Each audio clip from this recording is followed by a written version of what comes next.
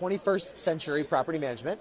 Yep. Is that the name? Is that the name, right? 21st Century, not Century 21. 21st Century Property Management. It's 21st Century Property Management. We're affiliated with Century 21. So okay. My partners in the business are Full Realty Services out of Murrieta in Southern California, and they own a number of like 17 Century 21 franchises in Southern California. So that's fantastic.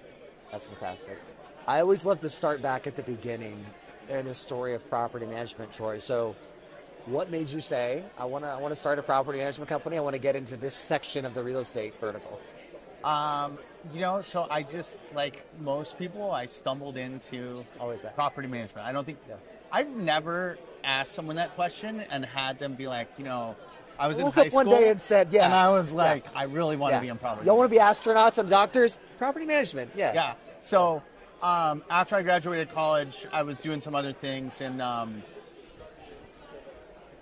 needed to make a little more money. Okay. And they had like a concierge position at the apartment building I lived at, like answering phones and getting packages. And so I started doing that, and they kind of started hounding me to become a leasing agent. And I was like, oh, I really don't think that's what I want to do. And I ended up doing it, became a leasing agent. And it just kind of took off from there. I became the marketing director of that property, and then moved to California, became a property manager, and worked for some big national real estate development companies, and then kind of ended up going out on my own and starting my own property management company. So started really at the very beginning and took it all the way up to COO and starting my own company. So excellent. Give me a quick snapshot of your current business. Outside looking in, what's the snapshot look like? Yeah, so we started about a year ago. So I was in LA, I had another property management company up there that I was exiting, and this opportunity came up. Full Realty Services offers lending and escrow and real estate, but they didn't have a property management division or arm. So I'm good friends with Keith Thompson there. We worked together at another firm about 15 years ago. And so kind of had the opportunity to start this and make it something that fit within that, kind of that box. And it just took off. So we launched it about a year ago. We've grown through M&A primarily, but we're at about 450 doors now after a year. Way to go. And it's really exciting. I mean, we're through Southern California and looking to continue to expand and continue that growth. So excellent. And then obviously you and I connected in terms of you're up to 450 units, and one of the things that stood out that you're trying to solve now is just developing systems and putting systems in place to really start to take yourself to that next level of growth. Walk me through your current tech stack, what your systems are in place, and then what you're trying to build out and kind of solve in this current phase of your business. Yeah. So tech stack, we're Buildium based, so we're using Buildium as the core of that. We love the API and how much integration we get on that. Yes. And then, we've got a number of other things that we're plugging in there, Show Mojo, Steady, pieces to try to solve everything that we can. But really process is the most important thing. So I would have preferred to have more process in place before getting to 500 doors. But that's just not the way the world works. I mean, you got to work your way through that when you're an entrepreneur. And so now that we're at 500, I don't think we want to try to scale anymore without having like fundamental process in place, and really remove a lot of the repetitive process from our property managers and let them manage properties and make sure that all of the stuff that we can automate, we're automating, and that we can control process so that those processes are effective and smooth and efficient as we try to scale, because 500's big, but it's not really big. No. And it's to get to that next level, we're going to need that process in place. Absolutely. What are some of the processes? There's so many of them out there: move-ins, move-outs, renewals, delinquencies, make-readies, returns, like all of those things. There's a bunch of processes out there. as you're starting to solve the process problem, the system problem at your current size, where are you seeing a focus or the low-hanging fruit? Of these are anchor points that I want to solve for my PMs to start to move that barge, as it were, towards a more automated front end, or rather automated back end. Kind of, where are you kind of starting? So I think we're looking at the leasing process, number one, so kind of renewals and how we get renewals sent out, and new leases too. So there will be a process for kind of offer letters going out and then leases going out, and really getting that systemized. Because leasing, I think, is a big revenue generator for everybody. So we've got to nail that. And then property onboarding is another big one that we're looking at. So, from the time we sign a PMA, how do we get that property into the system? How do we get that owner into the system? And how do we make sure we trigger everything that we need to do to get insurance, tax information? California's got a bunch of laws on out-of-state owners, right? Sometimes. All of that stuff. How do we make sure we don't drop the ball on any of that stuff? That's really important. And then, since we're using Buildium to try to scale this, how do we maintain that system, the property groups, and keep property managers focused on their portfolios? Because that's going to be super important for us, especially as we've got ambitions to move out of state and scale this regionally. So we're really going to have to be on top of making sure that the people that need to perform are able to do that on their portfolios in a systemized way. Okay, so that opens up a kind of cornucopia of questions. What I'm curious about is, what I'm hearing you guys run on a portfolio-based model for your business. If you can, I'd love for you to outline, if you'd be able to, I'd love for you to outline what's the day-to-day operation. So you talked to the owner sales process. Who handles that?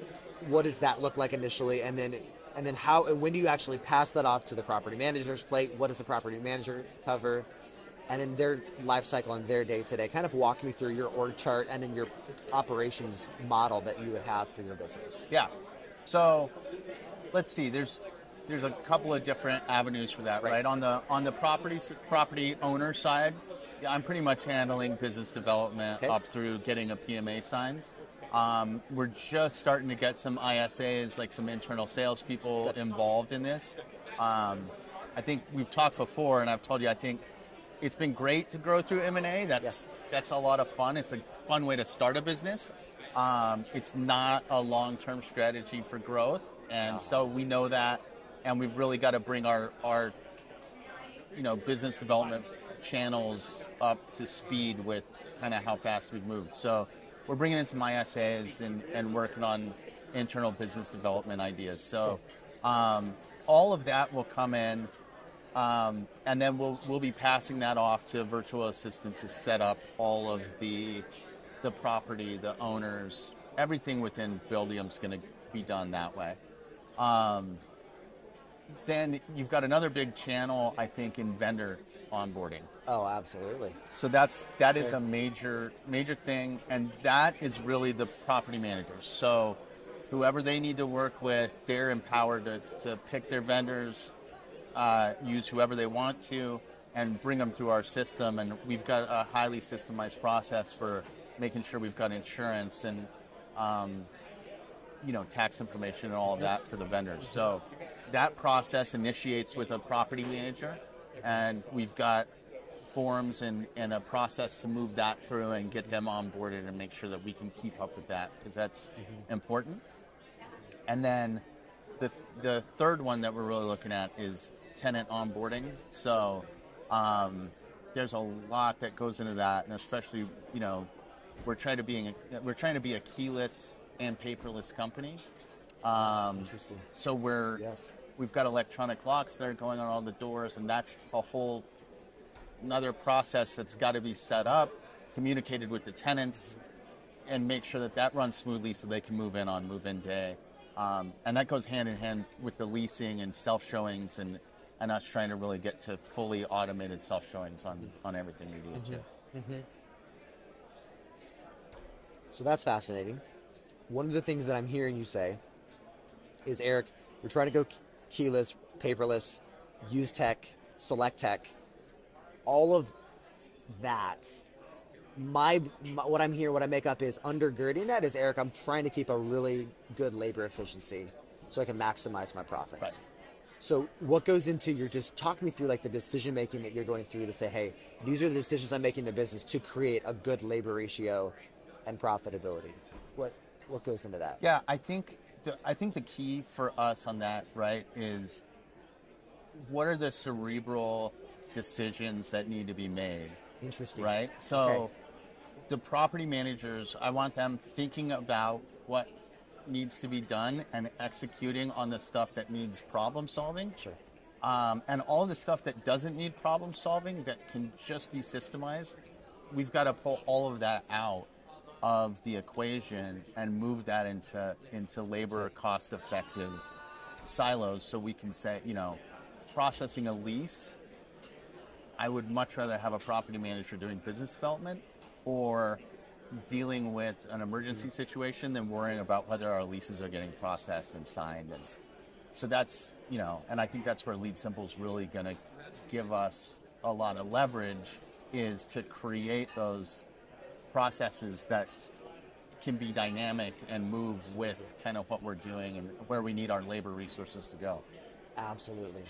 To be able to pass that work off between team members, on-prem and remote team members as well, so that we can maximize not only like the labor efficiency, but then also just the performance of that work. Right. Because it's an admission to the property manager to say, I can't get it all done. Right. Which is hard. In the portfolio model, that's one of the biggest problems that I see, is that it's rests all on the PM's shoulders with no back-end support. Right.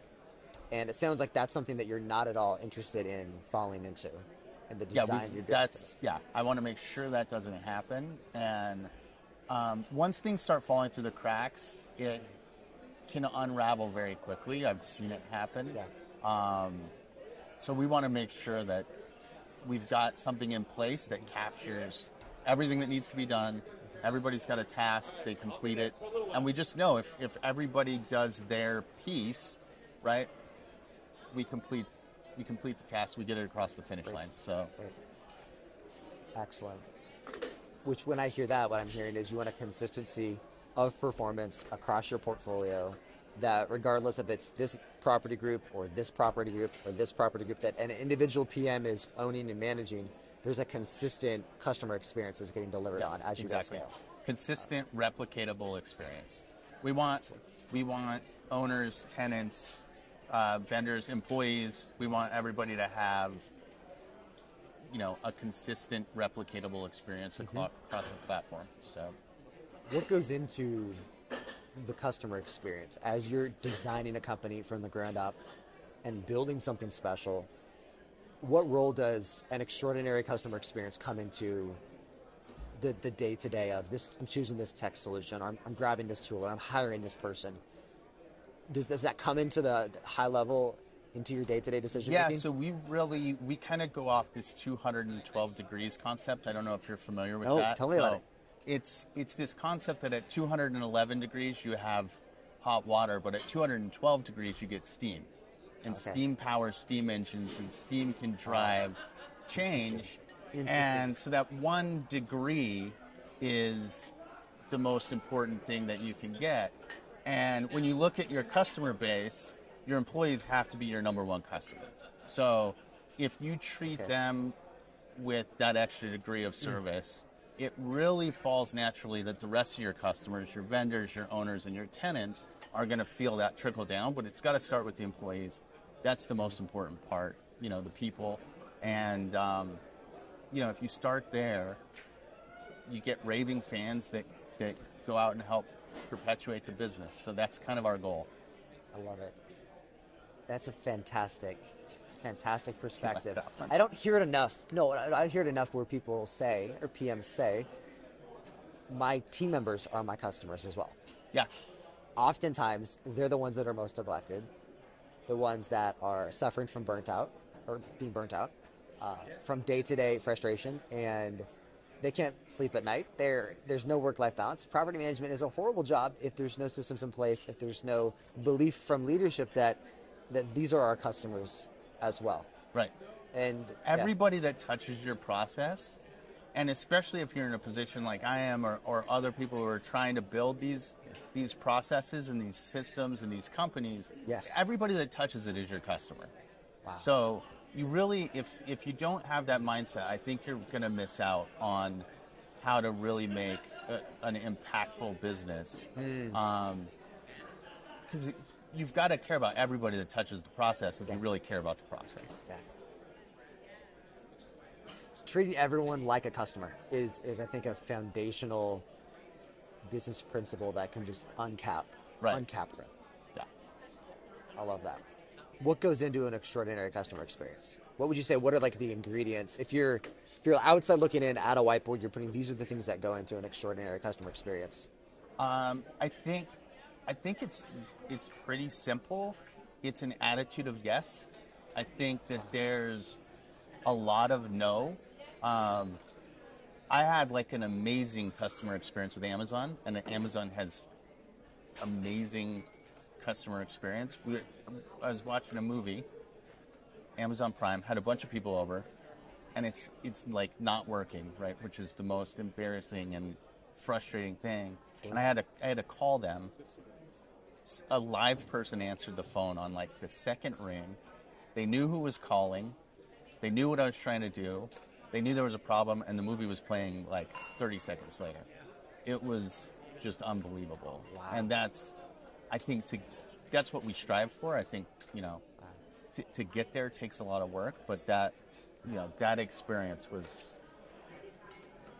created a raving fan for sure. Created a raving fan, and then the principle of a raving fan means that you're now an advocate for the company. Right.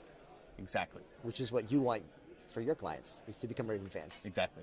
Yeah. Because, and I don't know the stats right offhand about what negative customer experience, how that translates into reviews online. Mm-hmm. It's exponentially more than positive experience, right?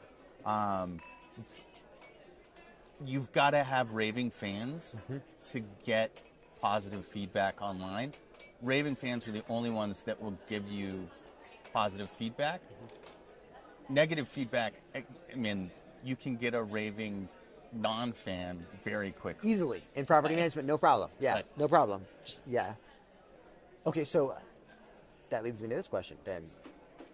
In property management, you've seen it, you've been in this for business for years. We've talked about the importance of raving fans and building that employee culture, resident-based culture, owner culture where there are raving fans. What handicaps occur in property management from your vantage point that keep PMs from getting raving fans? That's a good question. There's a lot. So I think one of the biggest is you got to create this culture of yes. Okay. If you've got owners that are saying no, then you have a problem with saying yes. So you've really got to get the owners to buy into the fact that this is good for them too. Mm-hmm. You get more retention, less turnover cost, higher renewal rates. Mm-hmm. All of that is money in owners' pockets. Mm-hmm. So you got to get the owners to really buy into it too.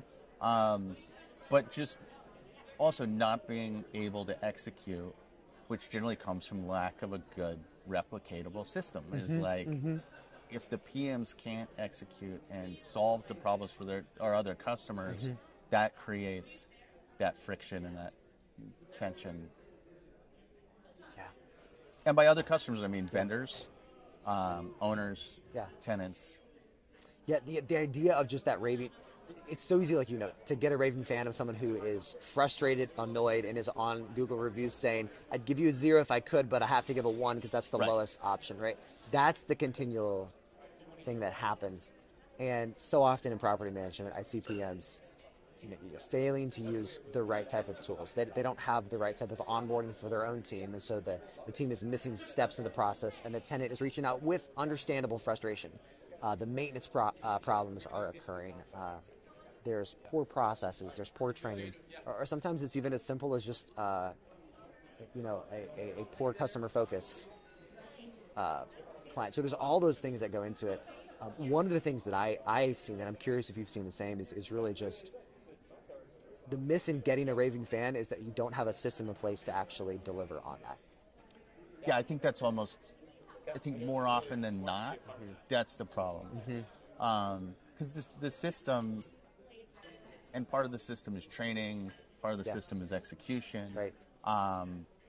But, you know, if you can create that yes moment for somebody, and that's built into your system, that's what we do, then you can get those raving fans by executing and delivering on that, you know, that extra degree. It's like, what do your customers need? Yeah. Creating yes moments. Right.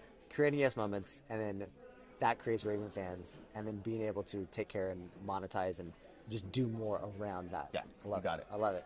That's a fantastic vision. I'm so excited that we're partnered together. I cannot wait to see what's on the horizon for you and your team at 21st Century, and it's going to be a fun ride.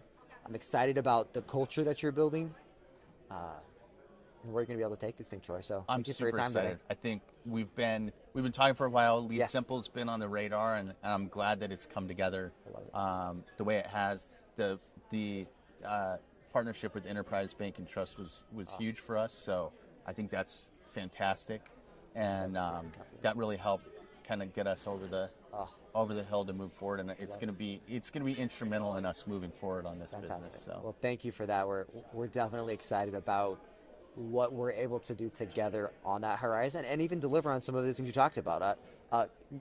A extraordinary customer experience, a raving fan culture, in all of the relationships that I have in the company. Those are things that we are passionate about solving, and our belief is that it's possible. Right. You can actually do that, and we're excited to be a tool or a catalyst to help make that happen in business. Yeah, super excited. Fantastic. Well, thank you for your time. Yeah, Excited absolutely. Thank you. All right, good that deal. was great.